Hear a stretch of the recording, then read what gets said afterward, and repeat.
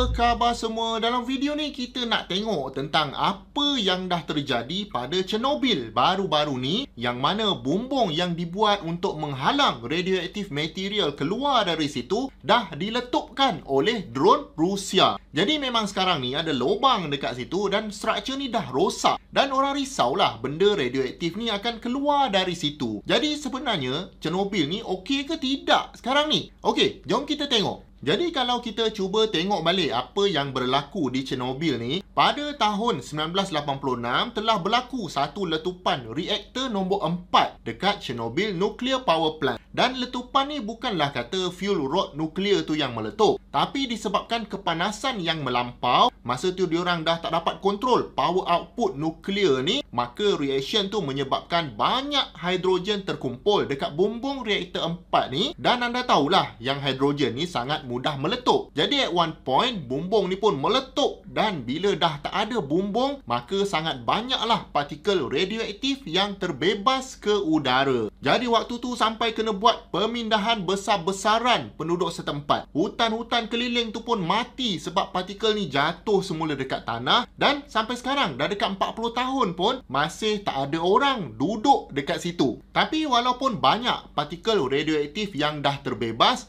tapi secara total yang terbebas tu sebenarnya 5% saja. Lagi 95% radioaktif material masih duduk dekat dalam reaktor tu. Jadi ini merupakan satu risiko besar lah. Sebab kalau kata berlaku lagi sekali meletup ke, memang akan terbebas lagi banyak partikel radioaktif yang baru ke udara. Jadi selepas letupan tu, diorang macam nak kena buat something supaya radioaktif material ni kekal dekat dalam tu. Jadi diorang pun mulalah membina struktur gergasi yang dipanggil sarcophagus. Dia macam nak seal teruslah reaktor 4 tu daripada terus membebaskan radioaktif material. Tapi struktur sarcophagus ni dibuat dalam keadaan agak kelam kabut. Lepas tu kalau anda lah jadi tukang nak tuang konkrit contohnya, berani ke nak duduk lama-lama dekat situ sebab tempat tu penuh dengan radioaktif material. Jadi akhirnya baru guna 10 tahun je sarcophagus ni dah mula menunjukkan tanda-tanda nak runtuh. Dan kalau benda ni runtuh, anda boleh bayangkan tak, habuk radioaktif tu akan keluar sekali lagi dan berkemungkinan lebih besar daripada tahun 1986.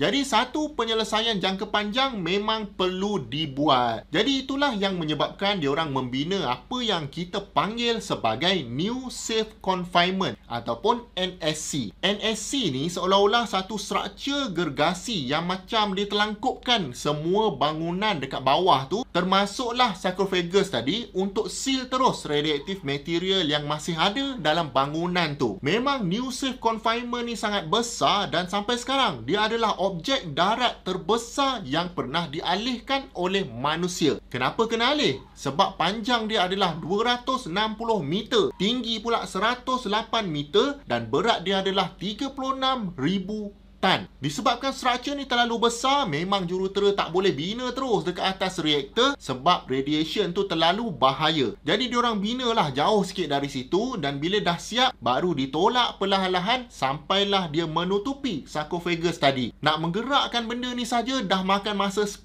hari tau. Dan New Safe Confinement ni pun dia bukanlah setakat macam bumbung macam kita buat awning rumah tu. Bumbung ni ada special feature yang mana dia pressurize sikit supaya kalau ada leak ke, radioaktif material tu tak akan terbebas keluar. Dan memang diorang prepare NSC ni untuk kerja-kerja nak robohkan sarcophagus tu. Takut-takut dia runtuh sendiri. Jadi bumbung tu bukan setakat zinc lah, dia ada material lain sekali dekat dalam tu. Jadi itu yang bila kena tembak dengan drone pada Februari tahun 2025, masa tu pukul 2 pagi kalau tak silap, memang terus bocor bumbung ni. Kalau relatif kepada keseluruhan struktur ni, nampak macam bocor tu kecil je. Tapi masalahnya bumbung ni bukan setakat zinc tau. Bila kena tembak, of course dia akan terbakar kan. Jadi api tu mula merebak dan makan material yang ada dekat bumbung tu. Dan api ni sangat susah nak dipadamkan. Plus pada bulan Februari, suhu dekat sana dalam negatif 16 darjah Celsius. Jadi kerja-kerja nak padamkan api dekat tempat yang sangat tinggi macam tu memang susah. Jadi cuba anda teka, berapa lama baru api ni boleh dipadamkan?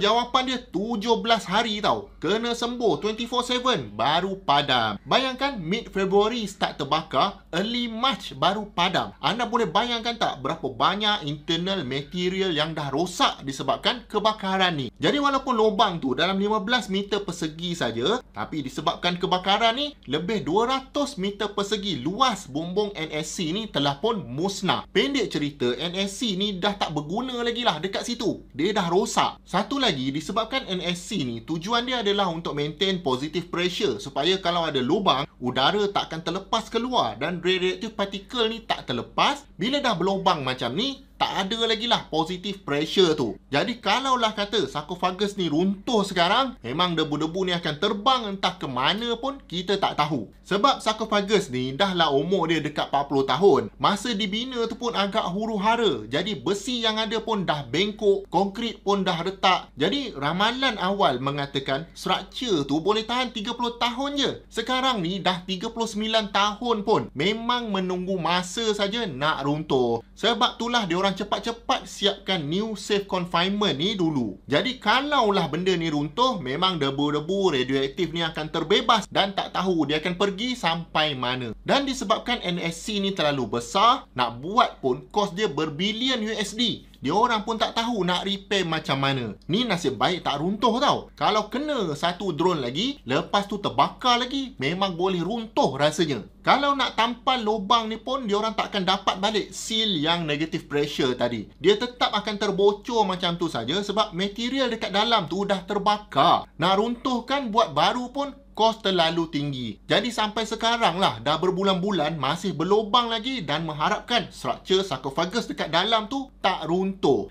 Jadi kalau tanya Chernobyl ni masih selamat ke tidak sekarang? Jawapannya buat masa ni masih selamat. Sampailah benda dekat dalam tu runtuh. Masa tu dia jadi tak selamat. Dan ini sebenarnya bagi saya satu reminder juga. Dan satu benda yang kita kena consider kalau kita pun nak buat nuclear power plant. Of course, kalau kena serang, orang akan target lah power plant dulu supaya kita bergelak. Tapi kalau benda tu adalah coal power plant, mungkin kebakaran je lah yang kita kena risaukan. Kalau hidroelektrik, mungkin 1-2 kampung akan tenggelam. Tapi kalau nuclear power plant, kawasan yang nak kena kosongkan tu sangatlah besar dan kita tak boleh balik ke situ untuk ratusan tahun. Jadi walaupun unlikely macam mana pun kita nak berperang, tapi ini salah satu faktor yang perlu difikirkan juga jika Malaysia pun nak buat nuclear power plant.